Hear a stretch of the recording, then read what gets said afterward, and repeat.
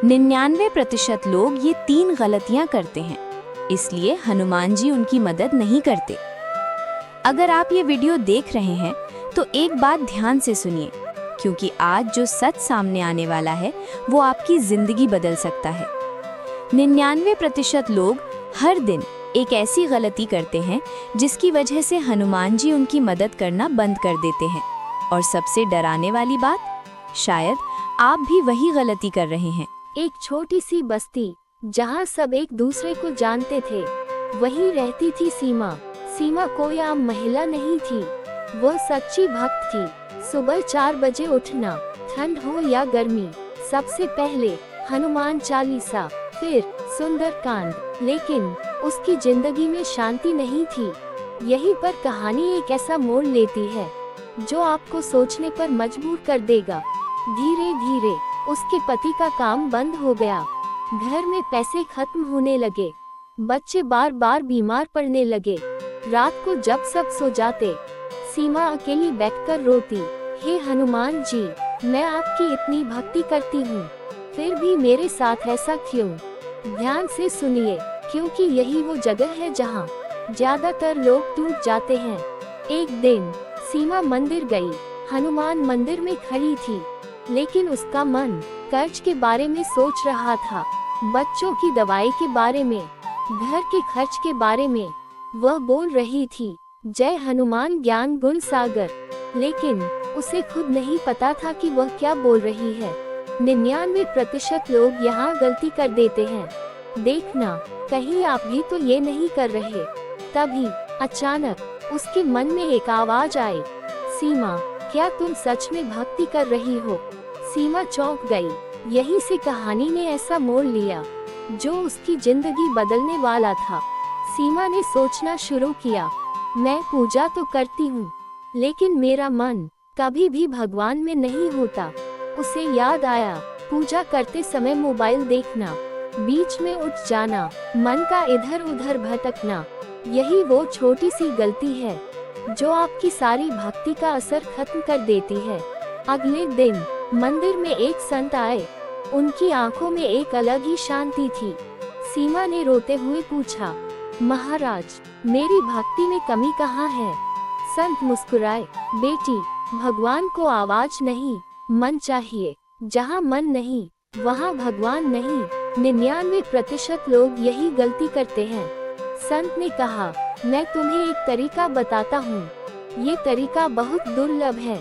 संपुटित हनुमान चालीसा, हर चौपाई के पहले और बाद में श्री राम का नाम जोड़ो। ये साधारण पाठ नहीं रहेगा, यह एक सुरक्षा कवच बन जाएगा। सीमा ने 11 दिन का संकल्प लिया।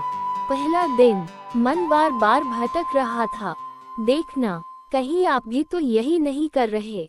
दूसरा दिन थोड़ा ध्यान लगा। 5वां दिन मन शांत होने लगा, लेकिन यहाँ एक छोटी सी गलती सब कुछ बिगाड़ सकती है। 10वां दिन सीमा को अंदर से शांति महसूस होने लगी, लेकिन असली बदलाव अभी बाकी था। आगे जो हुआ वो सच में चौंकाने वाला था। 11वें दिन सुबह अचानक उसके पति को काम का कॉल आया। बच्चों की तबीयत ठीक हो गई, घर में शांति छा गई। सीमा रोने लगी, हे हनुमान जी, अब समझ गई, आप कभी दूर नहीं थे, मैं ही दूर थी। 99% लोग रोज हनुमान चालीसा पढ़ते हैं, लेकिन उनकी जिंदगी में कोई बदलाव नहीं आता। कभी आपने सोचा है, आखिर ऐसा क्यों होता है? क्या भगवान सुन नहीं रहे, या हम ही कुछ गलत कर रहे हैं? आज जो सच आप सुनने वाले हैं, वो आपकी पूरी भक्ति बदल देगा। और ध्यान से सुनिए, आगे जो मैं बताने वाला हूँ, वो हर किसी को नहीं बताया जाता। जय सिया राम, जय बजरंगबली।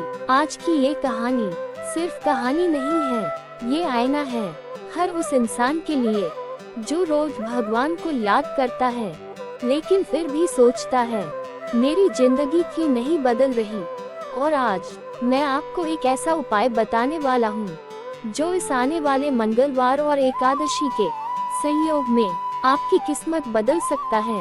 एक लड़का था, नाम था राहुल। राहुल का सपना था सरकारी नौकरी। वो दिन रात पढ़ता था, मेहनत करता था, लेकिन हर बार फेल, हर बार रिजेक्शन। एक रात जब सब सो गए, राहुल अकेला बैठा था और धीरे धीरे रो रहा था। उसने आसमान की तरफ देखा और बोला, हे हनुमान जी, मैं रोज आपका नाम लेता हूँ, फिर भी मेरी सुनवाई क्यों नहीं हो रही। उस रात उसका दिल पूरी तरह टूट चुका था और यही 99% लोग गलती कर देते हैं। राहुल भी वही कर रहा था। वो चालीसा पढ़ता था, लेकिन मन कहीं और होता था। कभी मोबाइल, कभी टेंशन, कभी डर। और सच यही है, भगवान शब्द नहीं सुनते, वो आपका मन महसूस करते हैं। एक दिन राहुल मंदिर गया। वहाँ एक वृद्ध संत बैठे थे। उन्होंने राहुल को देखा और बिना कुछ पूछे बोले, बेटा, तुम भगवान को बुलाते हो, लेकिन तुम्हारा मन कहीं और होता है। जहाँ मन नहीं, वहाँ भगवान नहीं। राहुल चौंक गया। संत बोले, मैं तुम्हें एक उपाय बताता हूँ, लेकिन इसे पूरी श्रद्धा से करना। एक जटा वाला नारियल लो, एक सिक्का, लाल मौली, 7 या 11 बार धागा लपेटो, मन में अपनी इच्छा बोलो, फिर दीपक जलाओ, एल गुड़ चना चढ़ाओ और हनुमान चालीसा 7 बार पढ़ो। लेकिन असली शक्ति यहाँ छुपी है। जब भी पढ़ो, हर चौपाई से पहले और बाद में जय श्री राम बोलो।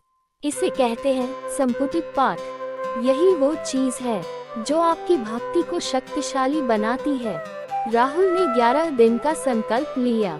डे 1 मन भटका, डे 3 थोड़ा फोकस, डे 7 कॉन्फिडेंस, डे 11 उसका exam clear, interview call, selective. उस दिन राहुल रो पड़ा, हे हनुमान जी, आप कभी दूर नहीं थे, मैं ही दूर था। दोस्तों, भगवान को आपकी आवाज नहीं, आपका सच्चा मन चाहिए। जब दिल से जय श्री राम निकलेगा, तभी कृपा बरसेगी। अगर आप सच्चे भक्त हैं, कमेंट में लिखें जय श्री राम और दिल से बोलिए, हनुमान जी मेरी सुनो।